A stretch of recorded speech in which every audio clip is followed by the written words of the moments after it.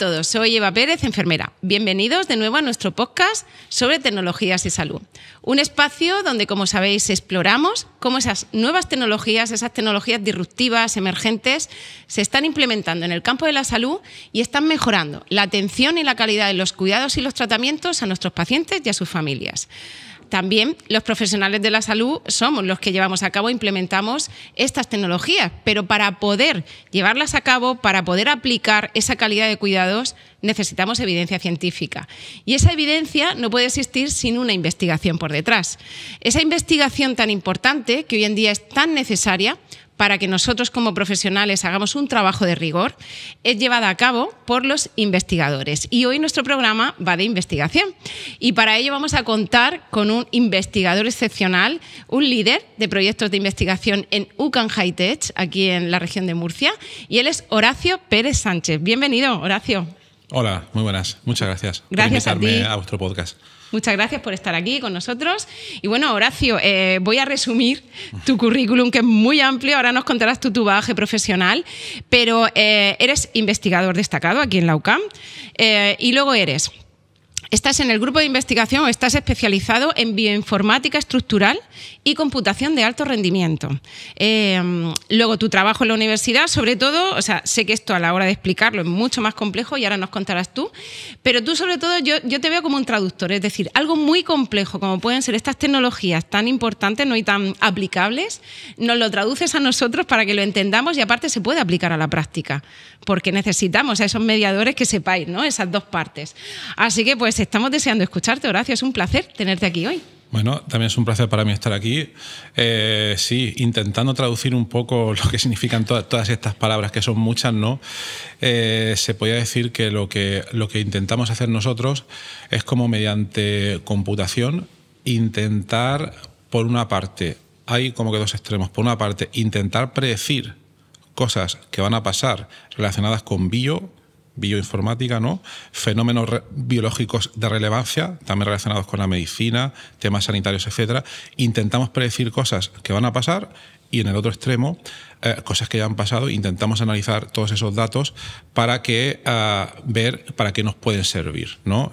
Sé que es una explicación un poco abstracta, pero aquí también juegan su papel importante herramientas como el Big Data, la computación de altas prestaciones, la supercomputación, que son términos que pueden ser un poco abstractos, pero por intentar llevarlo un poco al suelo, podríamos decir que una de nuestras vertientes es, por ejemplo, cuando intentamos predecir cosas, una de nuestras líneas más potentes es la predicción de nuevos compuestos bioactivos o fármacos para enfermedades actuales, y la otra sería, por ejemplo, en otros proyectos, analizar datos, por ejemplo, de hospitales o de pacientes e intentan sacar modelos que predigan para nuevos pacientes, por ejemplo, cómo van a evolucionar, etcétera. Todo ello siempre ha ayudado. Somos un grupo multidisciplinar, pero principalmente teórico. Somos un grupo formado por químicos, biólogos, bioquímicos, físicos, informáticos, para tanto desarrollar herramientas que nos permiten realizar dichas predicciones como para analizar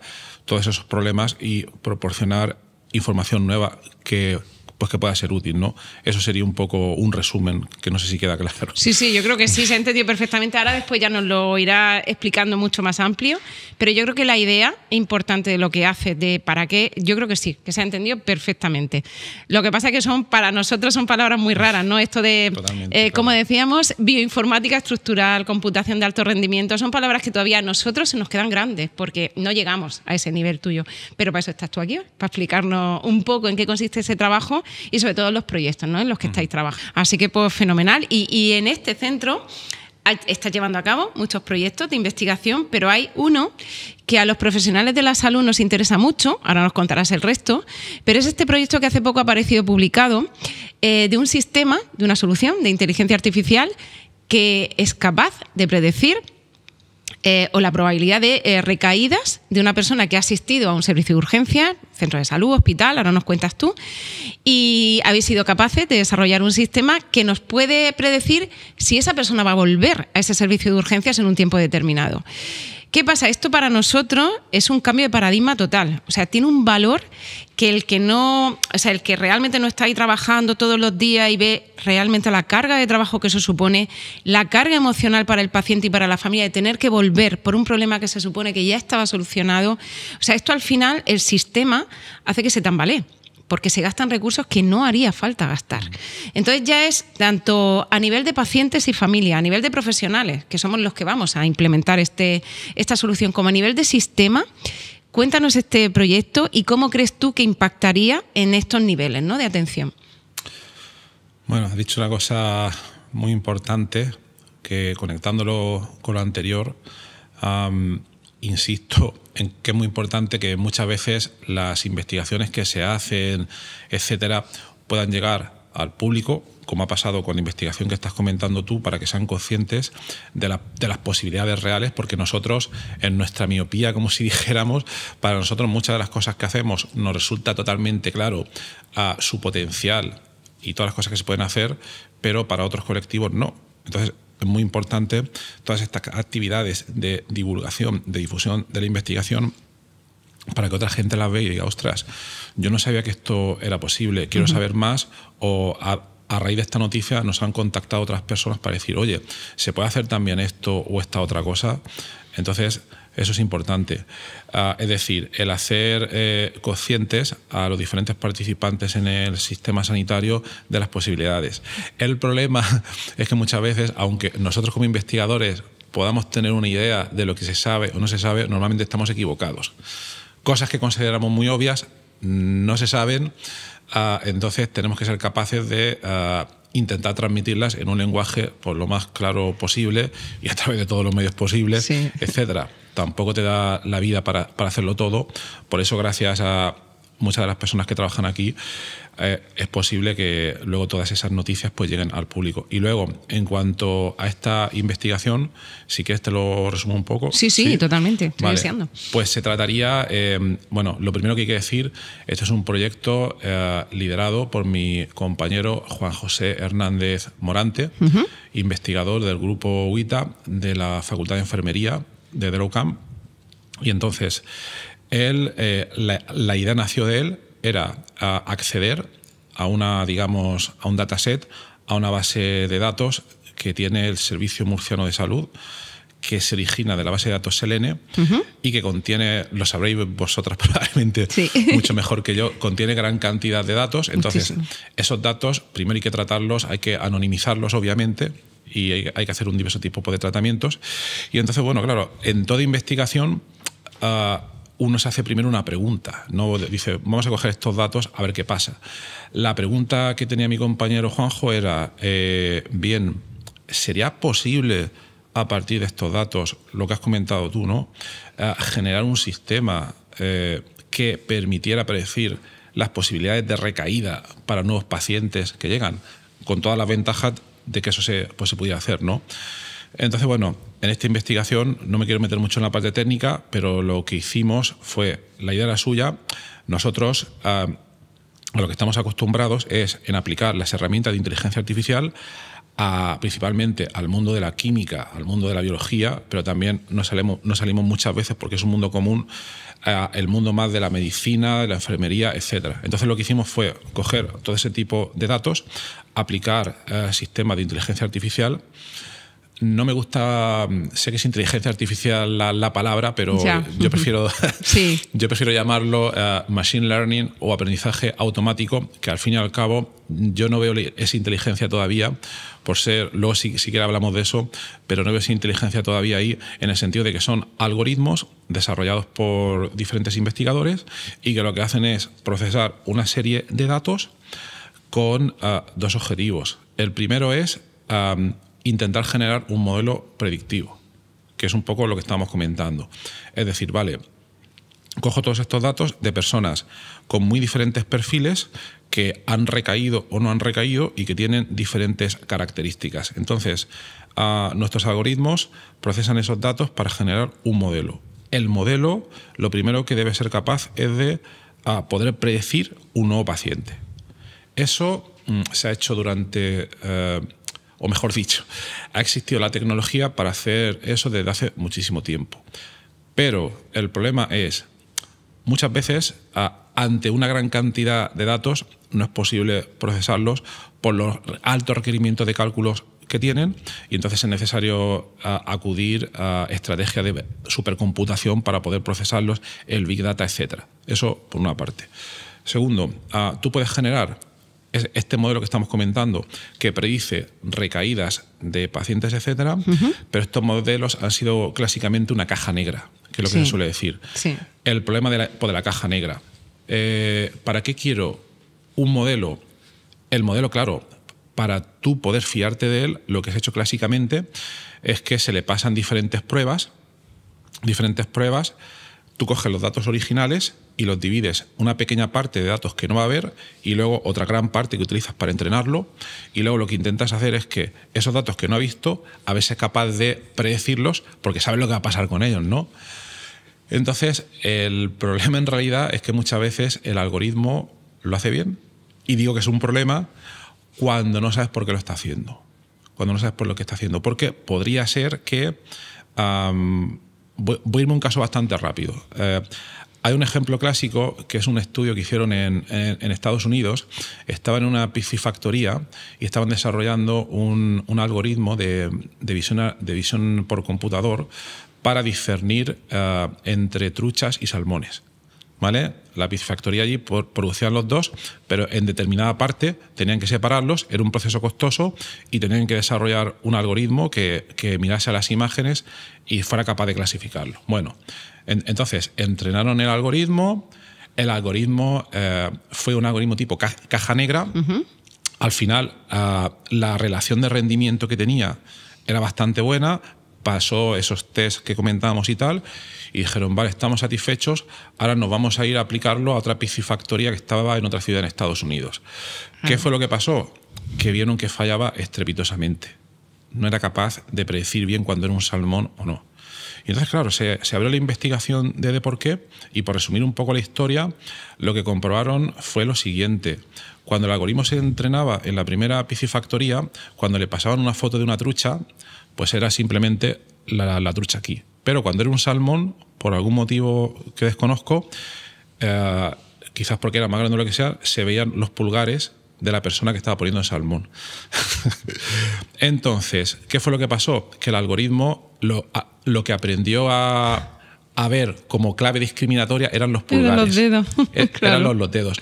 Cuando se llevaron el algoritmo a la otra piscifactoría, allí la foto se veía o salmón o trucha. No había dedo. Y como no había dedo, pues no sabía. Efectivamente. Entonces, ese es el problema.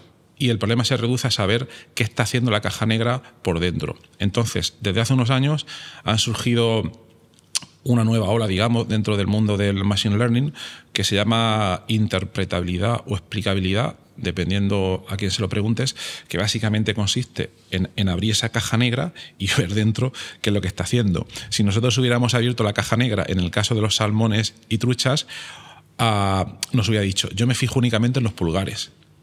No buena idea. Sí, claro. No buena idea. Entonces, en este trabajo, lo que hemos hecho, nosotros hemos desarrollado un software que lo que hace, además de generar estos modelos caja negra, luego los abre por dentro y nos dice dónde está mirando el algoritmo para clasificar a los pacientes.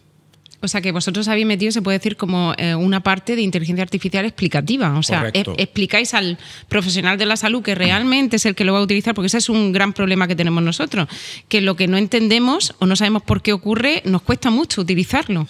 Y eso es una demanda importante por parte de los profesionales de la salud, esa IA explicativa que tú comentas, no lo sabía, que lo habéis metido. Correcto. No solo es importante que lo es, sino que además a partir...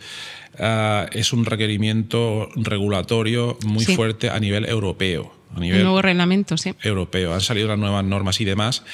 Entonces, con el software que hemos desarrollado, bueno, pues se producían tanto los modelos de caja negra como las explicaciones. Y claro, luego con profesionales de vuestro mundo le enseñábamos los datos para ver si veían que tenía sentido o no. Entonces, lo más interesante de este tipo de estudios es que salían cosas muy, muy esperables. Típicamente, si es una edad muy avanzada, hay más probabilidades. Si ha venido muchas veces, no pinta muy bien, todo este tipo de cosas. Pero luego salían factores que no eran tan evidentes. esto lo podía explicar mejor mi compañero Juan José, pero por ejemplo salió un factor muy curioso que era el código postal. El código postal tenía cierto peso en la decisión. ¿Hay algún artículo escrito de esto? Sí. Tu estado de salud dependerá de tu código postal. Claro, sí. claro. Entonces ahí habéis investigado eso en detalle. Llega también un momento en que tienes que parar la investigación para publicar y demás. Y entonces estamos en una segunda parte para ver ya un poco más en detalle qué significado tienen algunas pues estas cosas.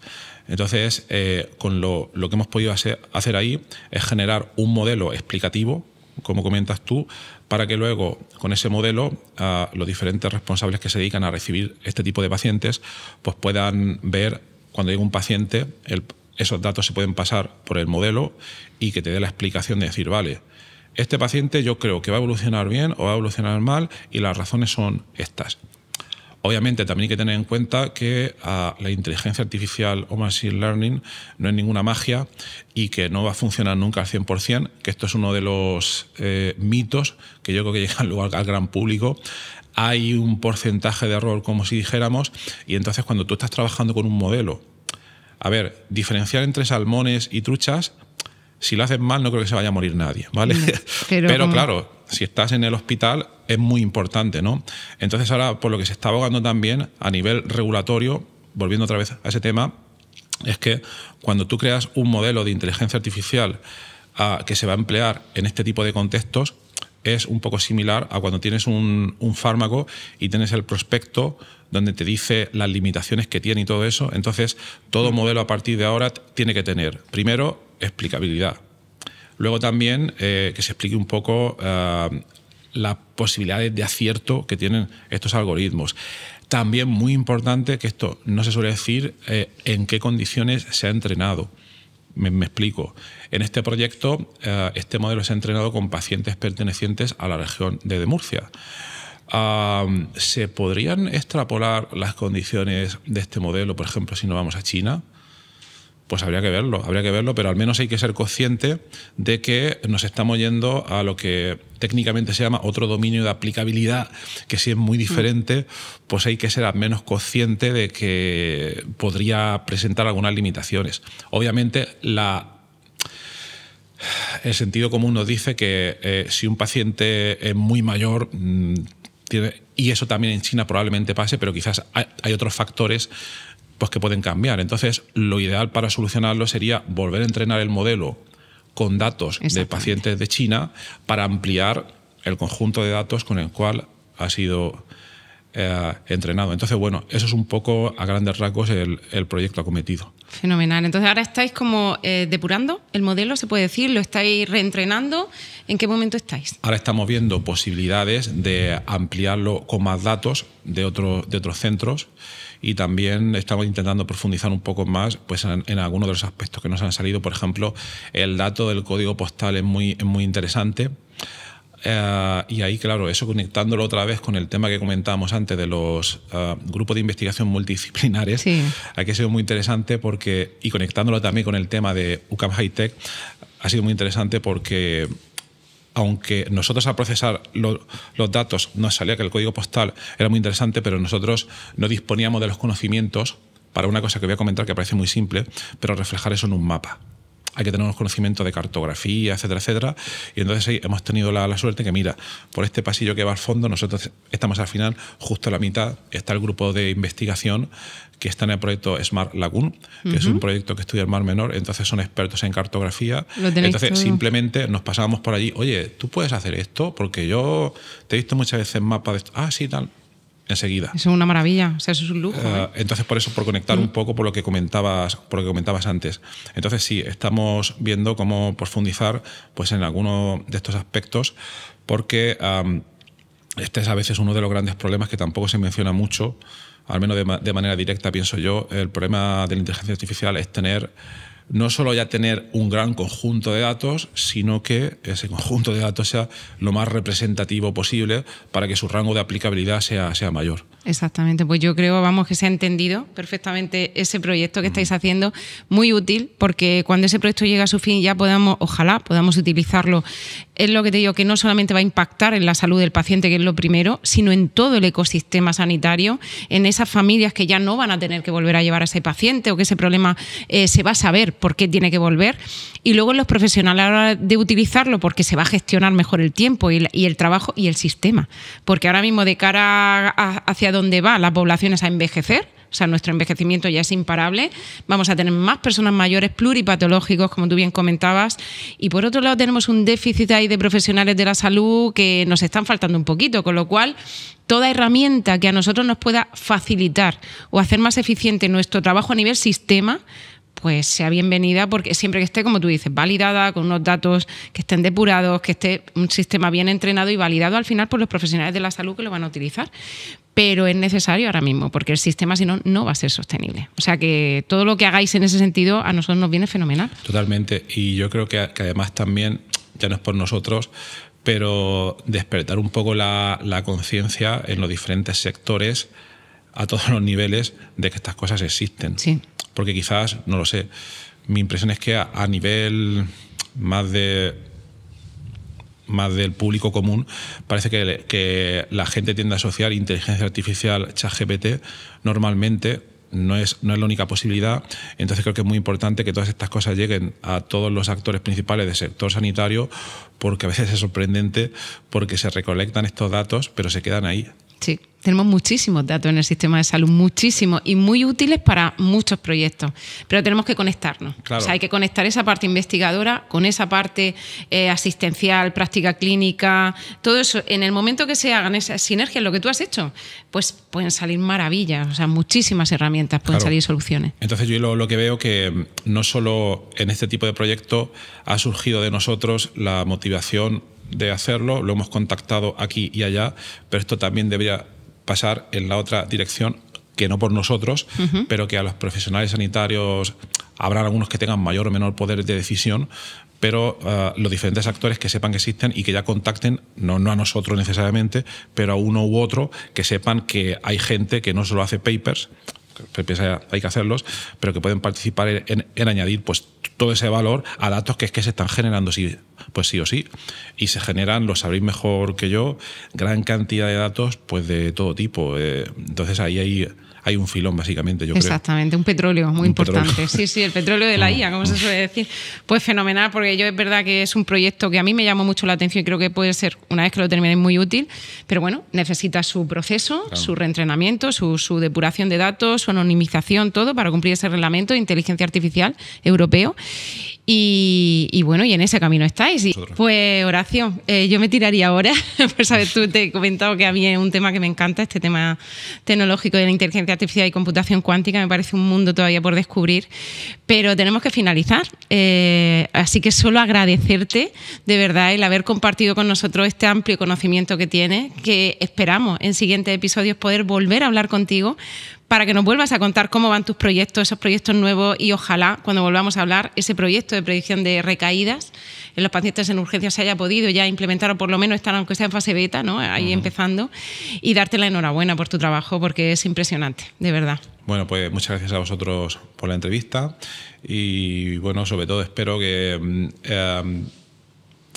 entrevistas de este tipo, sí, programas de este tipo que hagan despertar pues a quien le llegue, ¿no? que existen todas estas tecnologías con sus limitaciones y con sus bondades, y que se pueden utilizar, y todo el potencial pues que tienen, y que no se queden solo en ChatGPT. Efectivamente. Pues muchas gracias. A vosotros. Hasta la próxima. Y a todos nuestros oyentes, agradeceros una vez más que hayáis estado ahí, que hayáis compartido con nosotros este nuevo episodio de podcast. Esperamos que hayáis disfrutado tanto como nosotros o más de referentes tan importantes en este mundo de la investigación, de las tecnologías, de la inteligencia artificial, de la computación cuántica, como ha sido Horacio Pérez. Ha sido un placer estar hoy con él y esperamos poder seguir disfrutando con vosotros en siguientes episodios y seguir aprendiendo de referentes tan importantes. Así que muchas gracias y hasta la próxima.